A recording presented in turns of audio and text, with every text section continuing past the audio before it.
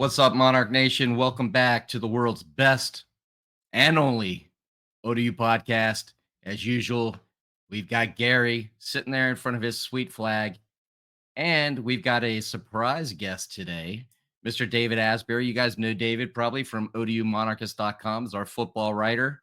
Mike is a little under the weather, so he's resting at home on the couch. Hopefully, he didn't hurt himself jumping up when he saw the Raiders come back in that amazing jaunt today.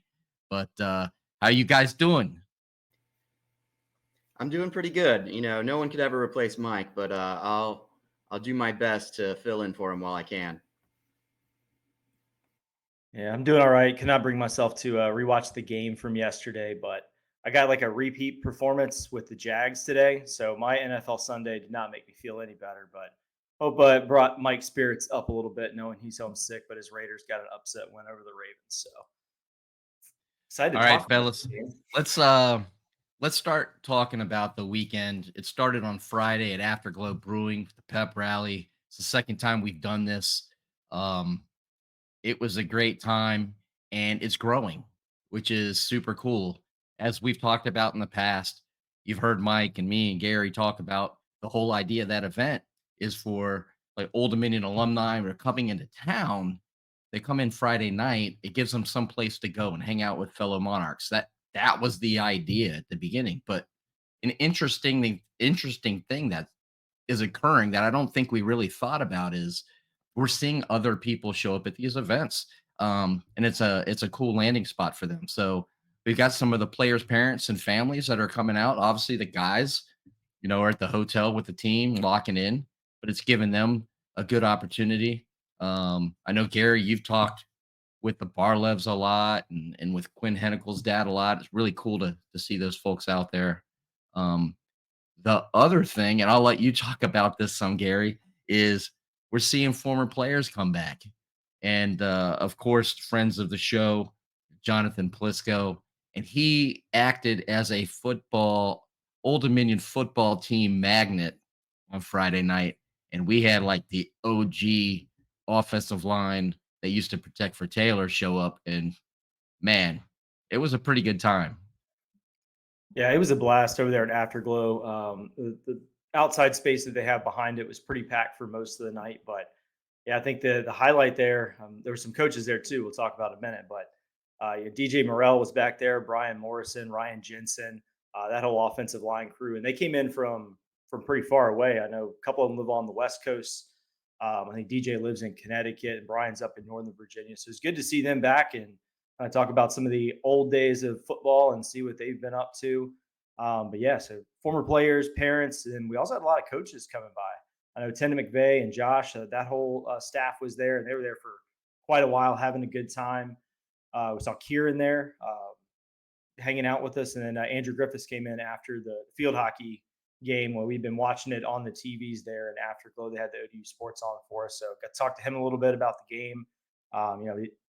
Field hockey had two tough ones this weekend with, I think, number 5 Duke and number 8 Ohio State, but they were in those games to the end. But it was pretty cool just to run in and be able to have a beer and a conversation with some of those people. And amazing how much has grown from the first week to the second week of having that pep rally. Yeah, and Afterglow is just a really fun place to go to. I did miss the last pep rally. I was there for the first one. I was there for the watch party against South Carolina. And you have live music. You have kids playing football at the big field. You have great beer, great people, great food because there's food trucks and Sanctuary Taco right there. I can't talk that place up enough. Aaron, when will be the next pep rally be? Because I'm not missing the next one. Well, we're gonna do it before every game, but we can talk about this a little bit later. I don't want to do too much of it now, but the actual next event at Afterglow will be next Saturday with the official beer release of the Monarch. So we're pretty stoked about that. Not many people have seen the label to that. It's as what Gary, the children say, that's dope, I think. At least we've heard some people say that, but it's pretty sweet. I think it's got the Riz now, is what the kids are saying. And Okay. yeah, we all just dated the hell out of ourselves with that. Yeah, no one's David joke anymore, Aaron. Hey, one thing that I've never been worried about is my coolness or lack thereof coolness. So, But what I do know is next Saturday I will be enjoying a cold one, and we got a little bit of a preview of it before the pep rally. Mike and I sat down with Josh, one of the owners and the head brewmaster at Afterglow. We've actually done an episode that'll come out this week. Uh, Mike and Josh going through some of the beers in a flight, and then talking about the beer release. So there'll be a little bit more information about that coming out this week to get everybody fired up for that event on next Saturday. We will have Ricky Ronnie will be there, and we might have some other guests depending upon travel. So we're hoping for good thing there. Um, Before we get in the tailgate, I don't know that you guys got a chance to make it there, but I was solo on Saturday, so I got a chance to go to the open workout with the men's basketball team at the TED, and it was pretty sweet. I mean, there's a lot of energy around that program with Mike Jones and his staff. It was very encouraging. The team was very interactive afterwards, talking with folks. Um, if you haven't gotten your season tickets for men's basketball yet, do it now because it's going to be too late at some point because this team is definitely building and is moving in the right direction. Yeah, excited to see that. I know I actually got my season tickets back this year. We have a whole row. It's gonna be Monarchist row behind ODU's bench. But yeah, the momentum is there for this team, and they just got another commit today. So very nice to see that going on with men's basketball these days. And I don't think it's been put out yet, but we've been told that the women's team is going to be doing a similar event. I believe it's October 5th. They'll be putting information out exactly more about that. It won't be paired with a football game. It's going to be a thing all of its own. It's going to be focused, directly on women's basketball. So stay tuned. You'll be able to get your first look at that squad on Yeah. October 5th. Happy birthday or belated birthday to Coach Milton Jones. She was at the game on Saturday. It's her birthday, which I think shares the birthday with David, who's also celebrating on Saturday. But yeah, I'm excited for what the women's team is bringing. They've got some pretty high level talents coming in there, so it should be another good season for them. Yeah, happy birthday to her. I had a great birthday. The game, I said all I wanted for my birthday was that the Monarchs win, but I was being a little realistic and being a little just tongue in cheek there. I can't say I'm surprised with the results on Saturday, but I still had a great birthday. It was a fun time. All right, before we talk about that game, one last thing. Let's talk about tailgating. Yeah. Well, I want to first shout out that you did get a win from ODU on Saturday. It was ODU volleyball, who I believe now is 8-2. They're off to the best start in program history. So congrats to Coach Chow and his team, off to a great start. They're back in town Thursday, Friday, Saturday at the ODU Volleyball Center. So go over there and see them. Volleyball is a lot of fun to watch, and there's usually great crowds there too. But yes, tailgating. Speaking of great crowds, we had probably the largest tailgate we have had at ODU over in Blue Lot. There's definitely some Tech fans there, but we had people coming from all over. We went through more food than we've ever gone through before. Like I had 16 pounds of pulled pork, and I think I came home with a pound or two.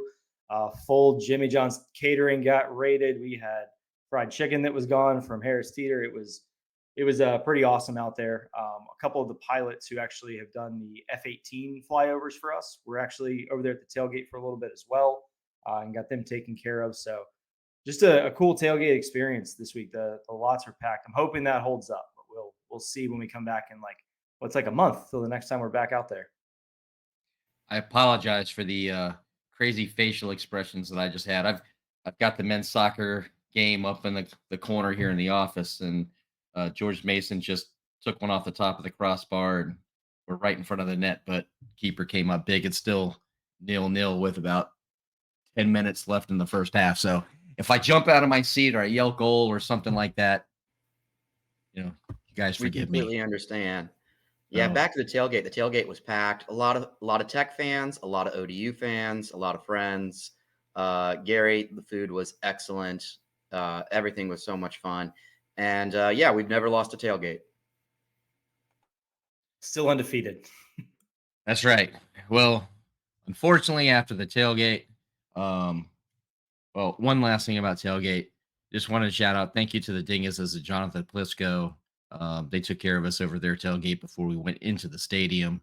All right, now let's get to the game. Do we have to? Um, I mean, I can't Unfortunately, say we do. I was surprised by the outcome. I mean, I think my projection for the final score was like 34-13. I think it was 37-17. So pretty close there. And it kind of unfolded the way we thought. The defense kept us in that game as long as they could. They made some big plays for us. The interception on the deep ball, they were able to take away the deep ball pretty much completely from Virginia Tech. But eventually that dam broke there in the early part of the fourth quarter because the offense just couldn't stay on the field. Couldn't get anything going on the offensive side of the ball coming out of halftime. And then Tech was able to run their power game, which is what they do best. Eventually wore us down and ended up putting the thing away. But a lot of questions on offense, but I don't want the defense to get shrouded in the negativity here. Like they played really well. Like Tech had to use some trick plays and get a crazy thing to get their first 2 touchdowns. So shout out to the defense, but man, we're in trouble on offense, a lot of trouble. Yeah, clearly the offense is the problem right now. First 2 weeks of the season, I was kind of hammering on the running game, was not getting going. The running game was actually much better against Tech, but the passing game, when you start 2 freshman quarterbacks and you're playing 2 freshman quarterbacks, you're not going to have the best passing game. I believe we threw for a total of 50 yards the entire game. 50 yards. I cannot recall the last time ODU threw for so few passing yards. I don't even think we did that in any game in the 2019 season. You know, the problems extended to third down. We were 2 for 13 on third down efficiency. That's not going to get it done. And I agree with you, Gary. If you look on paper and you see the 37 points Virginia Tech scored, you may think the defense didn't play well. No, the defense played pretty well. They were able to get some big stops against Tech. They made a lot of their tackles. There were a few mistakes, like the blown coverage early on number 25, Lane, early, and there's a few missed tackles. But overall, the defense played pretty well, and the defense played pretty well all 3 weeks of the season so far. But it's the offense. The offense needs to go back to the chalkboard and use this bye week to rework things. Let me ask you a question real quick, Gary, and David. You might know, but yesterday in the post game presser, uh, third down came up. It was talked about, and Ricky said, "Yeah, we were not good enough on third down." But an interesting thing that he said that I haven't had a chance to really dive into is he asked, "Well, how do we do on second down?" He goes, "I'd venture to say if we looked at the data, we were worse on second down overall than third down, and that was really third down was the symptom of the illness, which was second down." So I don't know if you guys have seen that. I haven't been able to dive into it, but I thought it was an interesting thing that he said. Yeah, and I think you could say that that's accurate for both sides of the ball. Like on offense, we're not doing anything on first down, not doing anything on second down. Now we're facing 3rd and 7 plus, and you're less likely to convert those, obviously. Then on the defensive side of the ball, Tech had a lot of like 3rd and 1, 3rd and 2, and they're able to just use their power game to get past it. They were a little bit better on defense in that space, but I mean, I think that you can sum up the offense in one drive that occurred yesterday, and it's kind of been the thing that's hurt us all season long. So we're in that game at halftime, right? We are down 4. We've got a lot of momentum because we blocked the kick. We've been able to have Quinn go and make that amazing run for the touchdown. Come out of the locker room, you get the light show going. Like that place was rocking. Like you could feel like, all right, we're in a special place now. And Koa even talked about that in the post game presser about how they had that much juice. The offense comes out, runs the ball twice up the middle, incomplete pass and punts. And you could just feel all the energy just gone. I expected a lot more from this offense coming out of a halftime when you knew you were getting the ball first and having absolutely nothing other than like, well, Tech made an adjustment. They've got 7 in the box and they don't care about the passing game because we can't throw it. We're still going to run right into the teeth of their defense. It's just mind blowing, and that kind of killed the momentum and started that downswing where we had 0 yards in the third quarter. 0 yards. It's 0 yards in a quarter, in a college football game. Yeah, that's crazy. And you could tell we were kind of afraid to pass the ball. I believe we threw the ball only 14 times and we rushed the ball 39 times. And we were down the majority of the game. You would think it'd be the opposite. Most teams, when they're down, they have to throw the ball. Uh, you know, part of that is Grant Wilson's hurt, and we're playing a freshman quarterback, and you want to run the ball and get the offense going before and not have to rely on the freshman quarterback. But yeah, that when the running game isn't doing everything, you got to rely on the pass sometimes, and it just wasn't there. All right, so Gary, you made an interesting comment there, talking about 0 yards in the third quarter. We got some calls this week. One of them is one of our good friends who is a faithful caller in, Garrick. He also mentions that 0 yards with some other numbers. So I think it's a good time to go ahead and play that call, and then we can talk about it. Happy Groundhog Day, gentlemen. Undefeated in the tailgate, that's for sure. Great seeing everybody out. Great atmosphere. Just want to go over numbers. The number 0. 0 yards in the third. 0 separation from receivers. 0 protection from the O-line. And absolutely 0 impactful in-game adjustments from the staff, other than the quarterback change. Just nothing from that. The number 20. That's the amount of points that we have not reached all season. The number 7. That's how many penalties we're averaging per game, and by far the most undisciplined team under Ricky. So I'll just leave it at that. I know you guys will go into depth a lot more, but to end on a positive note, again, student section showed out, stayed. We were in the game for a little bit, and then again, 0 impactful adjustments. We knew that Tech was a second half team. They were going to make adjustments, and we didn't match it. Thank God we have a bye, and we need it. We need it for players to get healthy, and hopefully we can make some adjustments here. Right on. All right, guys, you heard Garrick there. He's got a lot to unpack. Gary, give me your thoughts on what you just heard. I don't think he's really wrong in anything that he said. The quarterback change was an interesting thing to bring up too. I think the staff knew that Grant wasn't going to be starting pretty much all week.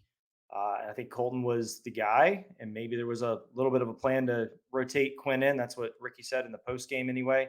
But then that was a quick hook on Colton with 2 drives, and then he did not have a good play on his final play. But yeah, you would think like, okay, if we've decided we're going to stick with Quinn the rest of the game, then you're going to model that offense to help him be successful. And I don't feel like we did any more adjustments. It was like, all right, we can run the ball. We're going to continue to run the ball no matter what Tech is showing us. And it just didn't make a whole lot of sense. And I don't think it put us in a great spot. Man, yeah, he's got some good numbers there. Yeah, when he puts it like that, I don't know what else to really say. Yeah, I don't quite understand why Colton didn't get more time. I know he's a redshirt freshman. Quinn Hinnacle's a true freshman. We have 2 freshman quarterbacks that, it appears the game plan was to go back and forth or yo-yo until one can really, take the game by the horns or something. But yeah, you would have expected Colton to come back in eventually. And I do want to talk a little bit about the offensive line. We made a switch at left tackle. Anthony Pat, an Arizona transfer, came in, and I actually thought the offensive line played better than they did against East Carolina overall.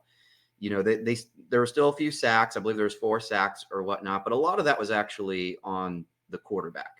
They're freshmen. They're not that experienced. When 300-pound linemen are chasing you, the natural response is to run away. And we saw that a bit where the quarterback would see ghosts and he would run away and he'd run outside. But that's not how offensive lineman protection works. When you try to run outside, you're going to run right into a defender. And there is a couple sacks that was just caused by the quarterback seeing ghosts and getting angsty and trying to run outside. That weren't really the offensive line's fault. Now we could talk about some that were the offensive line's fault, and and what the offensive line can do better. But I actually saw, to take a positive, I saw some improvement in the offensive line and in the running game. We did run for more than 200 yards this game. There's some big runs with Bryce Duke. He only had 4 carries, but he made the most of them. Of course, we got to talk about Quinn Hennickel's huge run for a touchdown. Hennickel's fast, and he's a true freshman. He may look at this game as a huge learning experience for him to come back and be much better. But yeah, he has speed, and we can use those legs in the future, hopefully. He was faster than I thought. He Yeah, really broke away, and nobody was catching him. yeah. And late in the game, we saw Tarek Sims come in. The game was out of reach. Everyone was pulling starters. We were pulling starters. Virginia Tech had their second string team. Tarek Sims was, the fourth string running back coming into the season. He only got 2 carries late in the game, but he had 20. He made the most of them. He had 26 yards and a touchdown. And frankly, he had a very good spring game against second strings. I'd be very intrigued to see if he gets more carries and gets more reps with starters, because every time I see Tarek Sims, he looks really good. Yeah. I want to go back a little bit and talk about the quarterback play and the O line, because I agree with you. The offensive line did look better, especially in run block. We were not getting beat on the outside at left tackle as much as we were before. DeBose started at right guard. He was inserted there after halftime in the East Carolina game. And it seemed like that shored up the O line a little bit. They were outnumbered on a lot of those sacks because it kind of goes back to when you don't have a passing game established, then they're not going to respect those receivers that are 25, 30 yards away from the line of scrimmage. They're going to put it in man and Virginia Tech has the talent at corner. They could probably play man all day. But you look at some of those sacks, and the pocket is starting to collapse on Quinn, and he does have a little bit of time, probably more than maybe we had against East Carolina or South Carolina. But look where the receivers are in that. They are 15 yards downfield and 3 yards outside the numbers. And when you have a freshman quarterback, like I can tell you that first snap, when he's getting it, the world is moving around him at 1,000 miles an hour. So you need to kind of help that quarterback get the feel, slow the game down a little bit. And I can promise you, when you're standing in the dead center of the field and you look over to the sideline and you got the D line between you and you got corners over there, that feels a lot farther away than 20, 25 yards. It feels like you're trying to throw it 100 miles into the ocean. And like that is not a way to set up a freshman quarterback, whether it's Colton or Quinn, for success. Like you have to have those relief valves. You have to have plays over the middle, the dump offs, just something to help. And it seemed like we went to like max protect. We kept the running back in to block, and there were no safety valves that were there. I think the one time I saw us really attack the middle through the air, I was perfect. It was a third down. We ran a slant with Conroy from the slot. It was great. The throw was a little bit high, kind of sailed and was incomplete. But that's what I'm talking about. That middle of the field is vacated. It was vacated against East Carolina as well. And we just don't go attack it. And the mindset and the strategy behind this offense is great. It's make them defend the whole field. We're going to attack your weakness with our strength. That makes sense. But they're not having to defend the whole field against us. They're just defending outside the hashes in the passing game. And like that is really what's killing us. And it really hurt 2 freshman quarterbacks who I think are good. Like I think Colton's good. I think Quinn's good. They need to develop. But if you don't put them in a position to develop, they're going to transfer away. And we're going to be on here talking about them in 2 years, how well they're doing beating other teams. Well, that never happens with Old Dominion quarterbacks. I mean, No, when not have we like- ever seen that happen, Gary? No, definitely not Coastal Carolina or Maryland or anywhere else recently. Well, Western those guys Michigan. didn't actually end up here. Almost. But there's some that were here, right? I mean, Oh, yeah. yeah. Yeah. We won't name drop. So, Reese. hey, David might be continuing to talk about some of this call, but one thing that I want to bring up that Garrett mentioned, and we've seen it a lot on social media, which makes me happy because social media usually sucks ass, and is really negative. But shouting out the student section, the students showed up early. They were loud. They were they were awesome. I mean, I was on the field before the game, and I had a couple of photographers come over and specifically tell me about how the student section was amped up and they were ready to go. And they continued to be loud, and they didn't go home. I mean, they were there to fight right to the end. So I don't I don't know if Old Dominion's giving them pizza or points or extra credit on their grades, or it's just a new crop of students who are engaged. Whatever it is, it's awesome. And I don't know how many students we actually have listen to us, but if you are, hats off to you guys. Continue to do that. Continue to bring your friends. Continue to be loud. The team really does appreciate it. It's the second week in a row where uh, the players in the press conference have come out and talked about feeding off of the crowd, and the students are always going to be the most important and most energetic part of the crowd. So hats off to all y'all. I also want to give a shout out to the staff that was running the in-game like promotions and video board. We were tough on them last week because there were a lot of mistakes and a lot of things didn't go well. So I'm going to give them a ton of credit. They didn't just like not make the mistakes. They were going the extra mile. If you notice on the video board when we were on offense, there were signs popping up on the scoreboard that said "Shush, offense at work." Like it went how it was supposed to. They were educating the fans, and it worked. So I crushed them pretty good last week. I have to give them all the credit in the world for going above and beyond this week. It was really cool to see that, and I think just gave some legitimacy to us, even though it wasn't great on the field at the time. But shout out to that staff for their hard work of that in game experience. Yeah, they did a great job. We got a shout out to them. The students did a great job. The fans in general, uh, you know, I think the stadium is listed at 21,900, but the capacity was over 22,000. Or yeah, 21,900 is what the capacity is listed at. But for this game, we broke that, and it was a sellout crowd. There's a lot of Tech fans, of course, because there's a lot of Tech fans in Hampton Roads area, and they only have to shell out cash for one game compared to ODU fans who want to go to all six. Uh, but the students, they understood the assignment. I actually had breakfast at Hair of the Dog right across the street from the stadium, and it was already packed, filled with students. And so they went all day, and my hat's off to them. They did a great job. It was a great home field atmosphere, even with all the Tech fans there. And, you know, we want to continue that and build off that. And hopefully the students keep coming out because the next home game is homecoming, if I recall correctly. I do have one grievance to air, and I walked over to Gary last night. Gary calibrated me a little bit, and brought me down to earth, so to speak. So I was a little perturbed at the number of Tech colors that were throughout the stadium, a lot of which were in the season ticket areas. Now, what I'm interested in seeing in the next game and the following games are how many of the same folks are sitting in those seats. Like Ricky talks about, hey, I'm okay with Old Dominion being your second favorite team because Virginia Tech has had football a lot longer than ODU has. So there's going to be Virginia Tech fans who have ODU as their number two. So if they show up and there are no Old Dominion stuff in those other games, then hey, cool, hats off. That makes sense.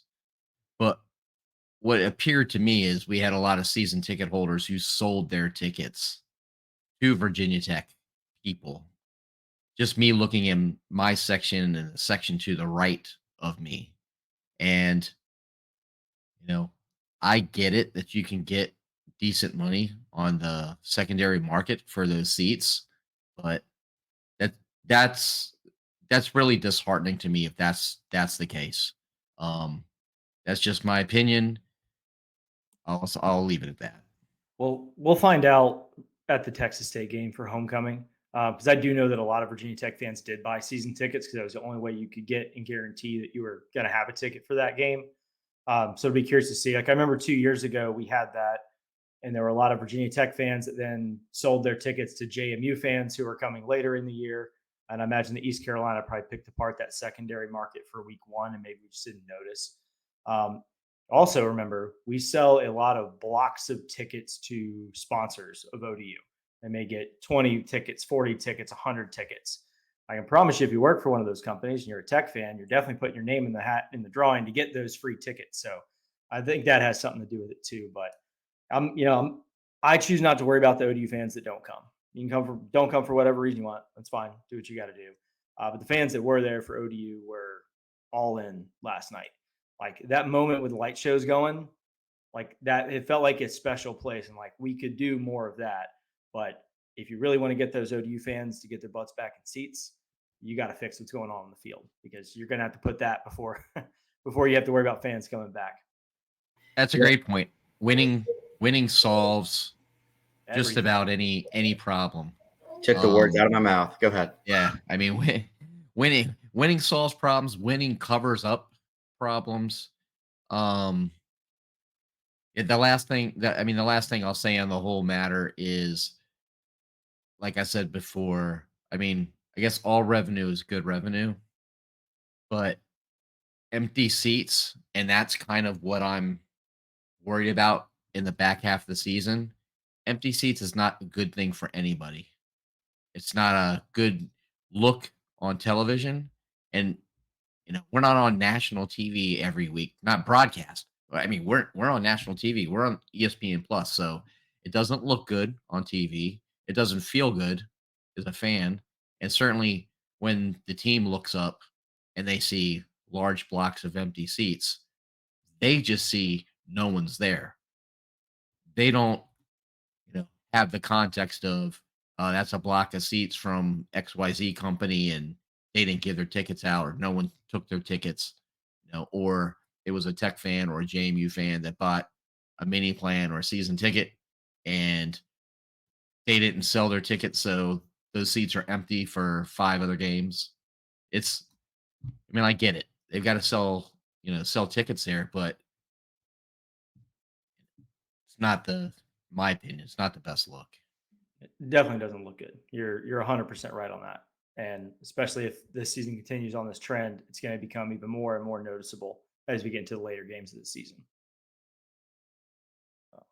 Yeah, I will say the schedule is what we want, though. I will say, we are facing Virginia Tech with a lot of Hokie fans in the area. There's going to be a lot of JMU fans and East Carolina fans, but that's also good for us. I want to see us beat those teams. I want to play those teams. I want to, I don't have to travel to go see us play Virginia Tech or East Carolina. They're coming to our house, and these are the type of teams that we want to continue playing and grow relationships with these other fan groups. We just want to beat them. And I think it goes back to what Aaron said, is winning solves all problems. Well, I hope you enjoyed that game, because don't be surprised if in a couple years we don't see them come back. And not necessarily because Virginia Tech doesn't want to, but I think the ACC is cracking down on that stuff. It may be out of their control. So, those of us who've been to all three, I'm pretty happy I got those experiences. Yeah, they were fun. And I don't think we come back to Norfolk for a couple of years. So I think the next two are in Blacksburg. And like, you're also betting on, will the ACC still be this version of the ACC by then? I can't imagine Florida State and Clemson's lawsuit dragging out for quite that long, but we'll see. There were a couple notes from yesterday from the game as I was scratching my head a lot. First of all, the flyover was sweet. So shout out to Harry McBrien for getting all that organized. He's one of the partners of the Monarchists as well. Those the pilots that were dealing with a lot of wind and a rogue drone that showed up down in the south end zone or the north end zone before the game. So that was pretty awesome. But one thing we talked about here last week when we did not have a lot of success in the running game was that we didn't really bounce any runs to the outside. And I noticed a huge change in that. I mean, we had some big runs bouncing outside, both with Quinn and then Bryce Duke getting loose a couple times. I was just happy to see that. I don't know if you guys noticed that as well. Yeah, I thought the running game was much better. Aaron Young, I think averaged 3.9 yards per carry, and he got the majority of the carries. And he was mostly trying to go up the middle. But as I said earlier, Tarek Sims did great. Bryce Duke did great. Quinn Hennicle had that huge run. The running game was much better. And if we can continue that while fixing the passing game, maybe the offense can, start cooking with gas. But yeah, they have a lot of work to do still. Yeah. No, I'm so go ahead, Gary. I'm curious of I, your second note. I was just excited to see Sims get out there. Roche, he was back on some kick returns, but he did not come in at running back at all.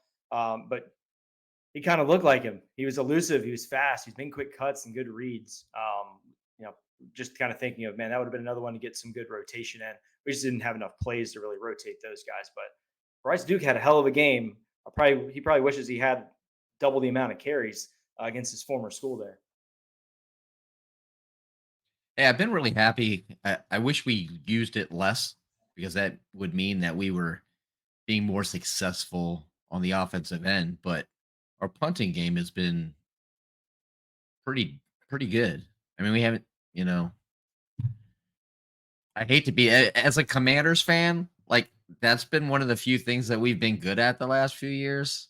So maybe I'm calibrated to the wrong position on the field, but um it's been a So good thing that we've had a decent run there. yeah, and Iowa, which has had a pretty famously inept offense, and just relies on defense. They're really good at punting and defense, and they win games that way. And they have this like kind of a meme saying that says punting is winning. And there's some truth to that. If you're really good at punting, you're gonna put the other offense in a bad position, and you can control the game that way. And our punt unit has looked pretty good this season thus far. I agree. Well, yeah, there may not be a lot of positives to talk about this, so we'll throw this one out there as well. But yeah, Seamus Hall. I mean, he's a monster. Had 8 punts yesterday, averaged 44 and a half yards, had 3 of 50 plus. Have a day with that worn out foot. I hope it's getting some ice. So we take nothing Jonathan else but Plisko is sitting somewhere just with a nice little smile, going, "All right, son, not bad." Oh, yes. All right. Couple other notes here, just because I either heard it in the crowd or heard it around. The first touchdown that Virginia Tech had, I don't know if you all noticed, but it was a trick play that we should be quite familiar with because we did it some last year. Trips right, you put an offensive lineman as the middle receiver, and the offensive lineman goes over there and goes, "Hi, I'm lost," when the ball gets snapped. And we just didn't pick up the inside slot receiver who ran a seam, was not covered at all for a touchdown. But that kind of made me think like Virginia Tech must have a lot of respect for what we do on defense for them to use a trick play that I'm sure they'd probably rather use later in the season and not put it on film against us. But they felt that strongly that this was their chance to go maybe get one of their only touchdowns of the game and to use the trick play. And of course, the second drive, I thought we had a sack down at the far end. I couldn't see all the way down there, but somehow Drones got out of it because I mean he's good. I mean he looked pretty good on Saturday. To get out of that, complete the pass, turn into a big gain. The referees completely botched how to blow their whistle, and then we got a penalty. That I don't think I've ever seen Ricky that mad, but Virginia Tech kind of had to pull out a lot of the stops early, and I think that just showed that they're going to empty their clip against us to make sure that they don't drop another one in Norfolk. Yeah, Ricky had a right to be mad about that penalty for sure. That was the guy was trying to stay inbounds. That wasn't late. And their respect for the ODU defense, I think, is earned. This defense is making their tackles. Jaron Manning had a really good day. Koa Natala and his brother Seth Natala, who got in later on, they both registered 7 tackles. Denzel Lowry and Mario Thompson were in their backfield quite a bit. This defense actually registered 8 tackles for a loss, which is pretty good. But to talk about that one blown coverage play, that trick play, the wide receiver that was running the seam was Jalen Lane, and he was wearing number 25. And I don't know if you know much about Virginia Tech football, but number 25 is sacred to that team. That was Frank Beamer's number, and they rotate that number to the best player or one of the best players on the team that week. And you shouldn't lose sight of number 25 when you're playing Virginia Tech because if they think that player is an impact player, if they're letting that player wear that number for that week. So when seeing a number 25 wide open Virginia Tech player, I was a little frustrated by that. I won't lie, but other than that, I do think the defense played pretty well. That's the first like big blown coverage that I can really remember. I think there might have been one in South Carolina, but the kid dropped it, so it didn't stick as much. But I mean, the secondary is still doing a good job. Like you blow one coverage in a game, that's okay. Normally, your offense can help you out with that.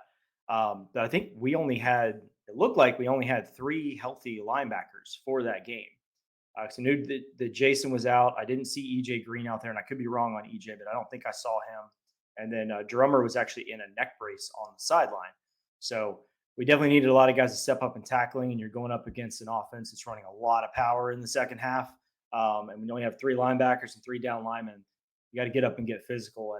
And I love the fight from our defense. Like after every 3 and out, they went out there and still hitting hard, running fast, swarming the ball, just doing a lot of really awesome stuff.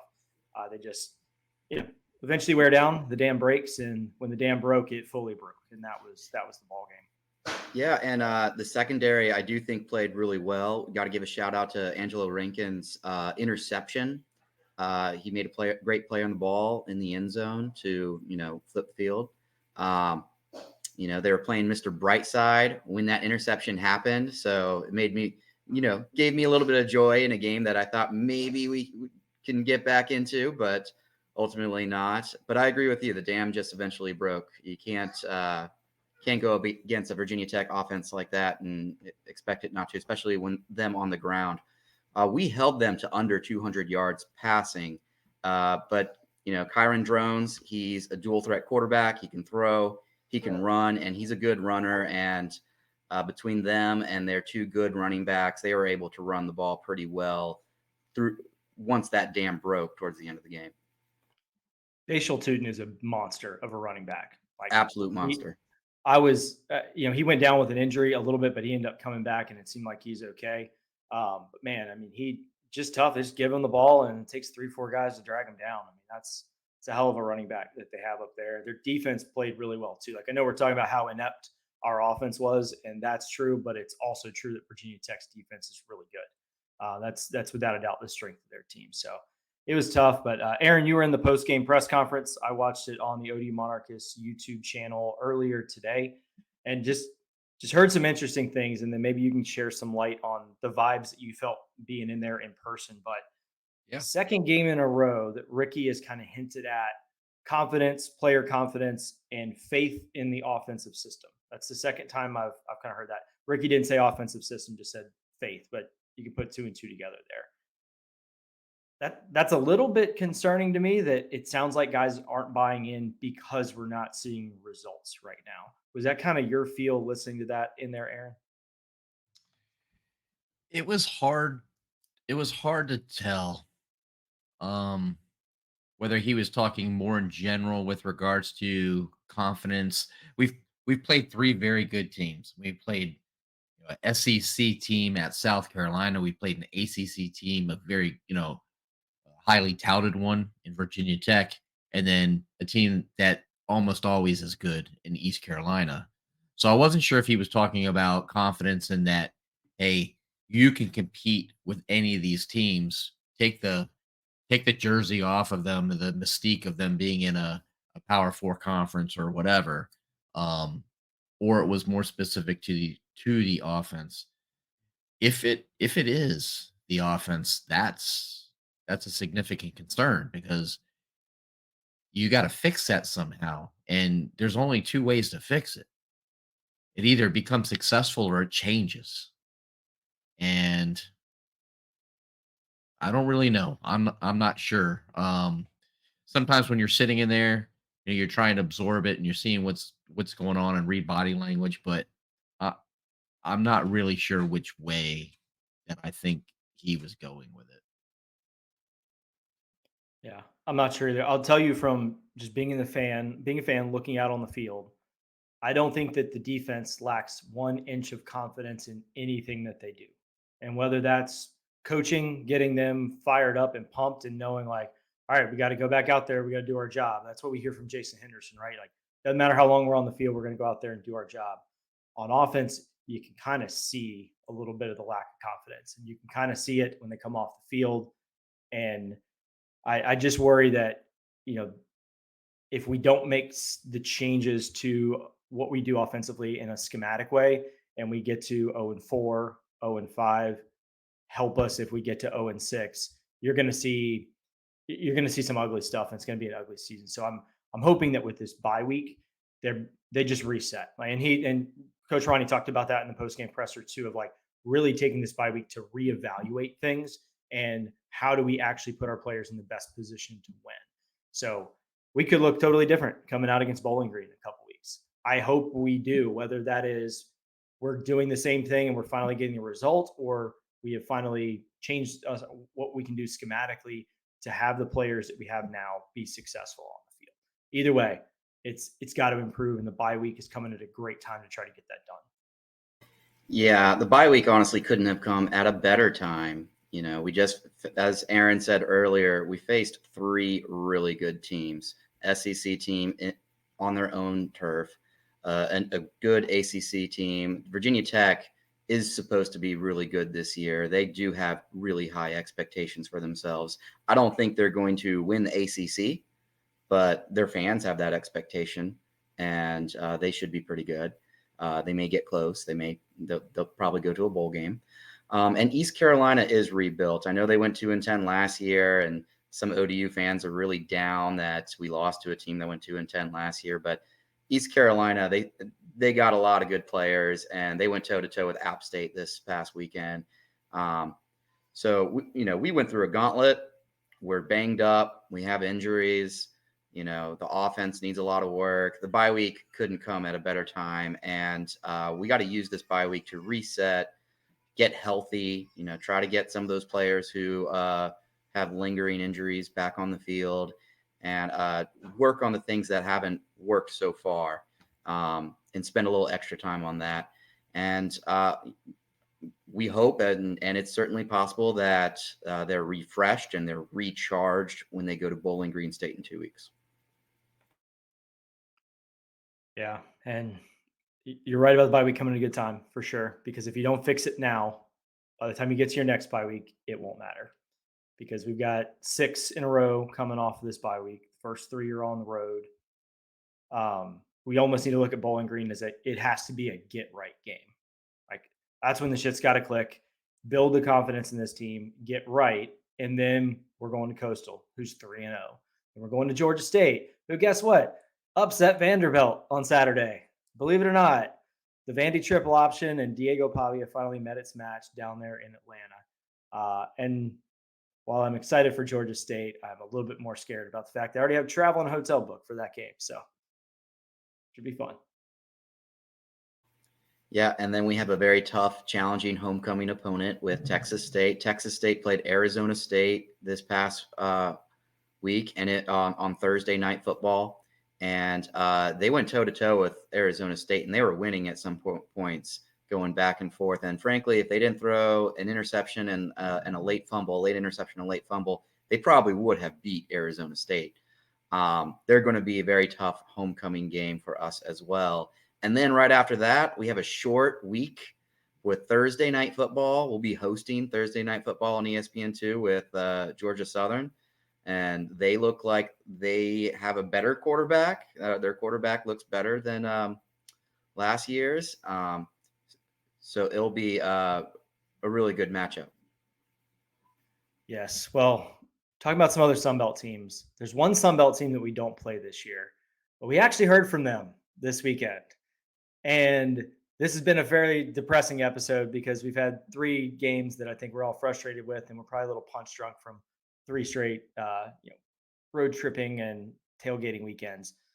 But some of our mustard buzzard friends down in Mississippi called into our voicemail line. And Aaron, I'll let you tee up the rest here. Hey, my name is Thomas. Go Monarchs, first of all. I'm a Southern Miss fan. No question, just a comment. We suck, and just for the betterment of the Sun Belt, we need to fire Will Hall. So we're just trying to spread the message. Anyway, again, go Monarchs. Hope you have a great show. Talk to you soon. All right. So that's Thomas, but Thomas is so passionate about this that he called us not once, but twice. So here's the second call. Hey, this is Thomas again. Go Monarchs once again, Southern Miss fans. Just reiterating that we should probably fire Will Hall for the betterment of the Sun Belt and Southern Miss football. You guys have a great show. Talk to you soon. Bye-bye. All right, guys. We need to definitely talk about that, but let's go ahead and break for a second. I'm going to let y'all think about it, compose your thoughts, and we'll be right back. This episode of the Monarchist Podcast is brought to you by the Pride of ODU Collective. Their mission is to elevate the experience of student athletes through name, image, and likeness, while also elevating the fan experience. If you or your business are interested in getting involved, you can reach out to us directly or go over to theprideofodu.com. That is theprideofodu.com. Thank you for listening, and go Monarchs. All right. So, what do you Yeah. guys think about that? Well, Monarch fans, it could be worse. There are other teams out there that are way more depressed and down on their teams than we are. My heart goes out to Southern Miss fans right now. Before the season even started, I wrote an article on ODUmonarchist.com where I put the hottest seats in the Sun Belt, and it wasn't hard to come up with whose seat is the hottest in the Sun Belt. It was Will Hall. Will Hall, he has been kind of pretty disastrous down there. We beat them last year. Jason Henderson had a game-saving tackle to stop their running back, Frank Gore, in the end zone. And they were one of two Sun Belt teams to miss a bowl game. And the other one was ULM. It was just them and ULM, and expectations weren't very high for Southern Miss, and they just got stomped by South Florida. And South Florida should be a pretty good American team, but you should be competitive against them at home. And they just weren't competitive at all. So yeah, my heart goes out to them. What do you think, Gary? Well, hold on. Gary, before you give your thoughts, David, okay, look. You had Thomas call in to tell us how bad things are down there. I mean, it's coming on the Monarchist podcast asking for Will Hall to be fired and actually, saying go Monarchs. But he wasn't the only one. There's another one. So I'm going to go ahead and play these two calls, and then Gary and David, you guys can give your thoughts on this. Hello, my name is Augustin, and in solidarity with my friend Thomas, I also want to spread awareness about how Southern Miss needs to fire Will Hall. I am a Southern Miss fan, but we're just trying to get the word out that Southern Miss needs to fire Will Hall. Also, a few years ago when Old Dominion came to Southern Miss, I watched Matt Cootney put a ball over the Catholic Church in right field, hit it over the pine trees. It was probably the farthest baseball I've ever seen hit. That ODU team was insane. Matt Gagliardi as well. Or I think his name's Gagliardi. Either way, look, fire Will Hall, go Monarchs. Yeah, hope you'll have a good day. But wait, there's more. Hey, it's Augustin again. It was Brock Garriola, not Matt Gagliardi. I don't know what I was thinking. Either way, fire Will Hall, go Monarchs. Hope you'll have a good one. All right, Gary, all you. I just wanted to be known that I love Southern Miss fans. And we have a lot of great fan base in the Sun Belt, but the mustard buzzards just do it for me. They are my kind of comedy. They're my kind of reaction. I genuinely love Southern Miss fans. So we have a Matt Cootney home run reference, and then it's Brock Gagliardi, but it could be Andy Garriola too. But I'm glad that our baseball program left that much of an impact on Southern Miss, where they're confusing how many guys hit monster towering home runs for us. Yeah, well, it's not. Yeah. We're not in great shape here, but hey, we're not calling into the Southern Miss podcast, so that's positive. Right. And, it really does say a lot that they're calling us to tell us like we can do anything about Will Hall. It's such Uh, a good bit. I love it. I love it. and you know what? That is some respect because Southern Miss baseball, they're a really good baseball program down there. So for them to remember us making an impact is very respectful, and I appreciate that, and I appreciate being in the same conference as them. I will say I never anticipated Matt Kootenai or Brock Agliardi or Andy Garriola making an appearance on this particular show, let alone Andy Gagliardi or Brock Garriola Or whatever or combo any. that was. It doesn't matter. They all hit dingers, man. Fucking Bud Bombers, right? Yes. Get your Bud Bomber shirt today. Gotcha. Um, you guys have any thoughts with regards to Sunbelt football? Um, before we move on to kind of wind down the show. Well, we talked about a couple different teams. App got a road win at East Carolina. I think you are kind of starting to see some of the cream rise to the top, even though we haven't started conference play just yet. But App State being in good position, Texas State being in good position. I think the surprise for me is Coastal Carolina being 3-0. They haven't had a tough schedule yet, but they've played well and don't show any signs of dropping off. So that's a game that is not too far on the horizon here. It's one game after the bye week.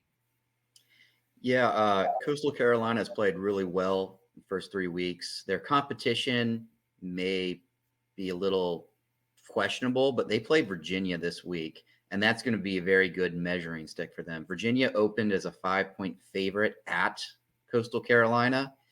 You know, that's going to be a big measuring stick for them to see if they're going to be a really top Sun Belt school and beat Virginia, just like JMU beat Virginia last year. Or if they lose to Virginia and maybe they'll come back down to earth, but we'll find out. That's a game I'm going to definitely be keeping my eyes on. And yeah, we talked about it earlier, but we got to tip our hat to Georgia State. Georgia State had a lot of turnover on the head coach, coaching staff, a lot of turnover on offense, a lot of turnover on defense, and expectations for them coming into the season were very low. They squeaked out a win against Chattanooga, and then they hosted Vanderbilt, an SEC team that beat Virginia Tech in week 1. And they actually made the upset, and they beat an SEC team, something that even we at ODU can't say we've done yet. So, hats off to them. I know Gary's going to that game, right? Yeah, and Yeah. go ahead. Yeah, I've got at Bowling Green and at Georgia State on the list. So Yeah, You might have more people there, Gary. I mean, last time I know you had the run of the place, right? man, But we they're had going to be pumped if they keep playing like this. yeah, that's a big win for them. And they played a good home schedule because they had Georgia Tech, which I guess wasn't home but close by. But yeah, for them to go and get that win, like it almost made me mad because I'm like, we should have gotten the SEC win at the school that had game day on Saturday. Yeah. ODU Atlanta alumni chapter is actually pretty big and pretty good, and I think they should be hosting something for that game at Georgia State in a few weeks. But yeah, that's going to be a tougher matchup than I previously thought. Yeah, absolutely. I'm sure that crew down there in Atlanta will be ready to take care of ODU fans like they did a couple of years ago. Awesome. Well, any closing thoughts going into the bye week? I'll start with you, Aaron.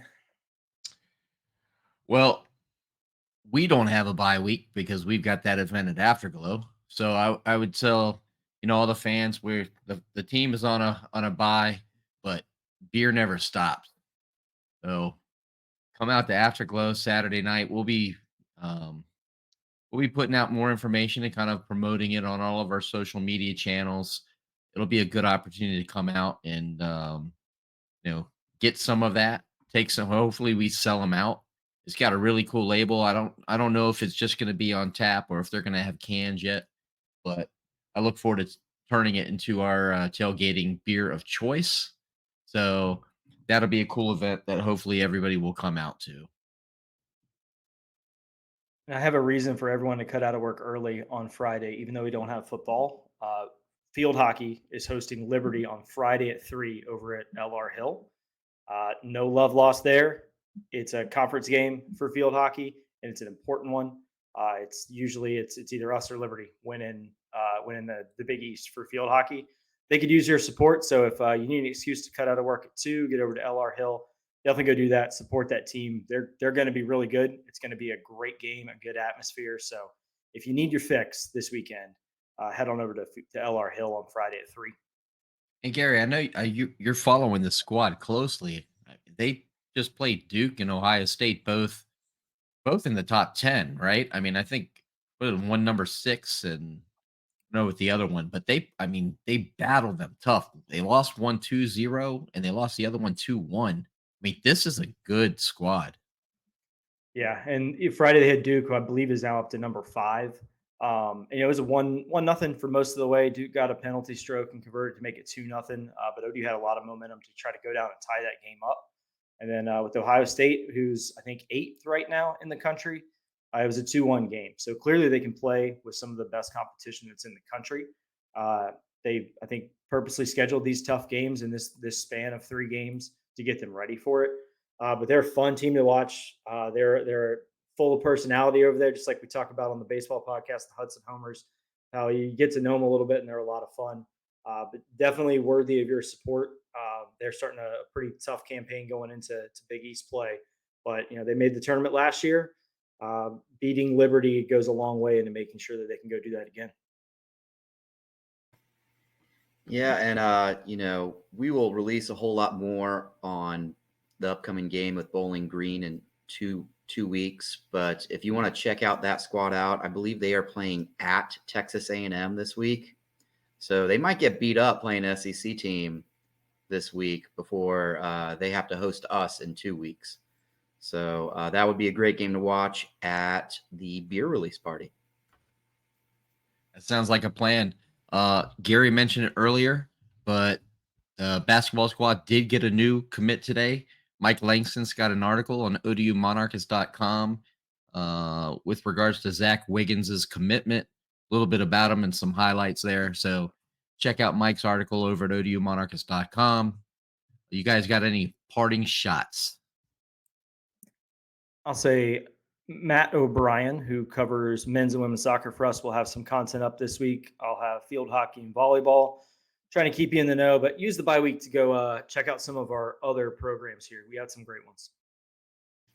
I just want to shout out to you guys for letting me on the pod and giving my thoughts. As I said at the beginning, I can't replace Mike. You can't replace him, but I'll do my best to fill in whenever I can. Well, you did bring a mustache to the show, so There has we're to not be mustacheless. Yes, that's a monarchist rule. There must be at least one mustache per podcast. All right. I don't think that's in the bylaws, but we could probably do an amendment if that was necessary. But it won't be your last appearance, I'm sure. I know in October I'm going to be out of country for a couple weeks, so I wouldn't be surprised if fans see you right back on the show then. But unless you guys have anything else, I'm just going to say what we always say going out. Go Monarchs. Go Monarchs. Go Monarchs.